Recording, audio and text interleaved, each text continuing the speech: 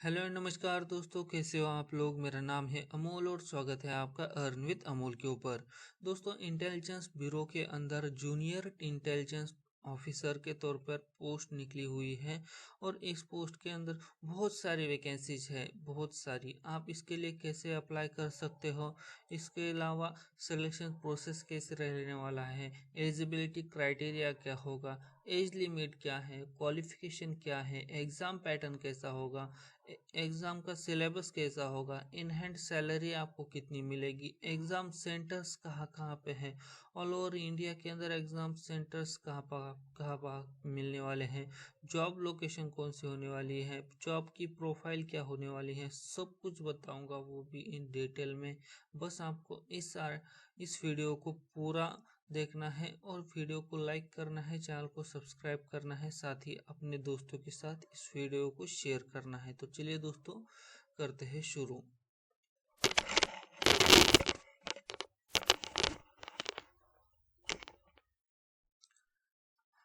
तो जैसे कि आप देख सकते हो, यहाँ पर intelligence bureau government of India, यहाँ पर हमारे सामने मेन नोटिफिकेशन ओपन हो चुके हैं जो कि 20 पेज के हैं।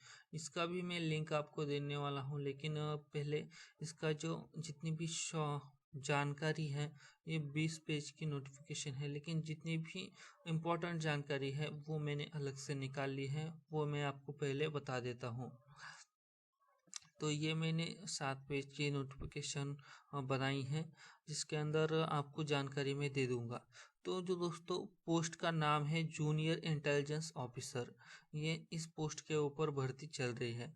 जो टोटल वैकेंसी है वो है 797 टोटल वैकेंसी है, जिसके अंदर वैकेंसी ऑफ नंबर 797 है। UR 325, EWS वालों के लिए 79 वैकेंसी है, OBC वालों के लिए 215 वैकेंसी है, SC वालों के लिए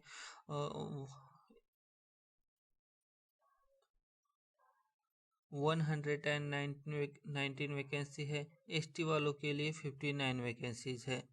इसके अंदर हम अगर सैलरी की बात करें दोस्तों, तो 25,000 से लेकर 81,100 रुपये तक की सैलरी आपको यहाँ पर मिलने वाली है।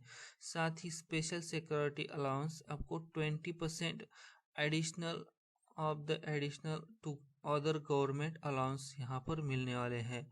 तो ये सारी चीज़ें यहाँ पर आपको इनकी तरफ से मिलने वाली हैं। साथ ही 30 दिन का आपका यहाँ पर महीना पकड़ा जाएगा। यहाँ पर जो एप्लीकेशन है, एप्लीकेशन सबमिशन की डेट्स है, वो कुछ इस तरह से है कि 3/6/2023 को ये जॉब पब्लिश हुई थी। मतलब कि कल आप ये समझ सकते हैं कि हाँ, कल या परसों ही ये जॉब ये हो गई थी, पब्लिश हो गई थी। 3/6/2023 को ये जॉब पब्लिश हुई थी और 27/6/2023 से पहले यहाँ पर आपको फॉर्म सबमिट करने हैं। 27/6/2023 के बाद में यहाँ पे आपके फॉर्म एक्सेप्ट नहीं किए जाएंगे, तो उससे पहले ही आपको यहाँ पर अपनी फीस, अपने जॉब, कुछ डॉक्यूमेंट, जो कुछ भी है वो सब कुछ 27 तारीख से पहले ही यहाँ पर कर लेना है। अब जो एग्जामिनेशन की फीस है, वो फीस कुछ इस तरह से रहने वाले हैं कि जो 2 components examination fees is 15 rupees, बस 50 रुपये फीस है। रिक्रूटमेंट प्रोसेसिंग चार्जेस जो रहने वाले हैं वो 450 टू मतलब 450 के अंदर ही वो फीस रहने वाली है। और all candidate recruitment processing fees, जैसे कि आप देख सकते हैं, मेल कैंडिडेट और EWS एंड OBC कैटेगरीज, तो इनके लिए भी addition to recruitment processing charges तो फ्री। EWS, UR, EWS और OBC वालों के लिए कुछ भी नहीं देना है यहाँ पर। इसके अलावा जो भी लोग आते हैं उनके लिए 50 + 450 रुपये की फीस यहाँ पर रहने वाली है। UR, EWS और OBC वालों के लिए ये पूरी तरह से फ्री है, यहाँ पर उनको फीस नहीं देनी। अगर हम यहाँ पर एज लिमिट देखें, तो एज लिमिट का जो क्राइटेरिया इन्होंने रखा गया है, तो 18 साल से लेकर 27 साल के बीच में आपकी उम्र होनी चाहिए, तभी आप इस जॉब के लिए अप्लाई कर सकते हैं। अपर एज लिमिट रिलैक्सेबल, यहाँ पर जो एज रिलैक्सेशन है, एज रिलैक्सेशन भी मिलेगा SC ST वालों के लिए, और साथ ही OBC वालों के लिए भी 3 साल का एज रिलैक्सेशन मिलने वाला है। तो यहाँ पर आप ये सारी जानकारी पढ़ लेना। अगर आप किसी अदर कैटेगरी से बिलोंग करते हो तो आपको यहाँ पर एज रिलैक्सेशन भी मिलने वाला है। और जो ये जो कॉमन कैटेगरीज है उनके लिए तो 18 साल से लेकर 27 साल के बीच में ही आपकी एज लिमिट होनी बहुत ज़रूरी है।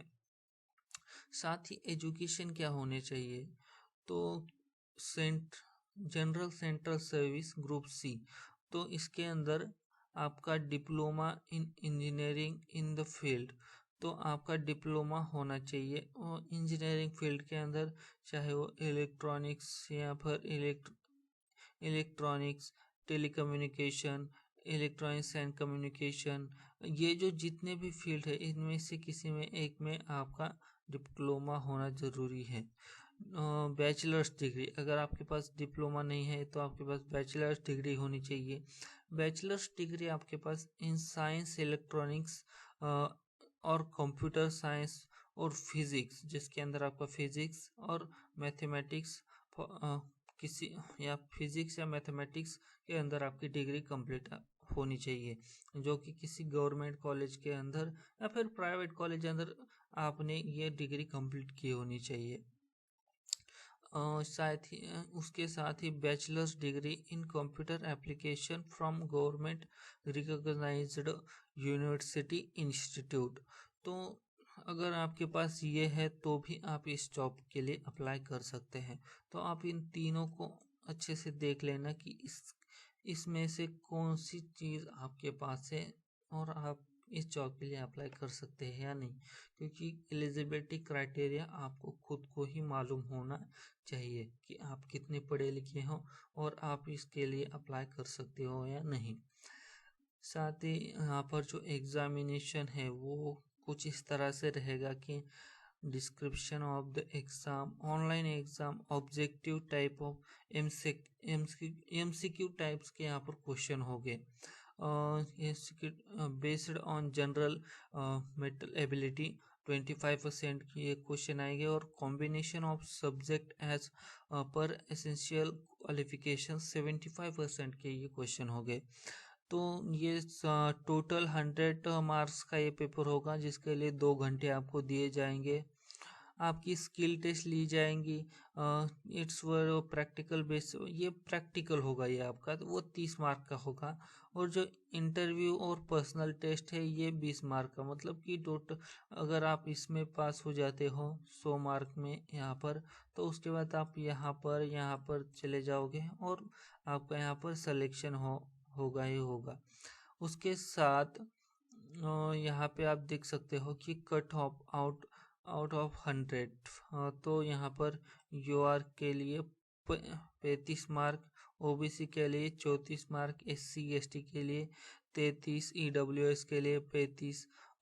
इस तरह से ये जो कैटेगरीज है इनको यहाँ पर मार्क के अंदर भी रिलैक्सेशन मिलने वाला है, तो वो भी आप अच्छे से पढ़ लेना, क्योंकि यहाँ पर ये भी आपके लिए बहुत इम्पोर्टेंट हो सकता है।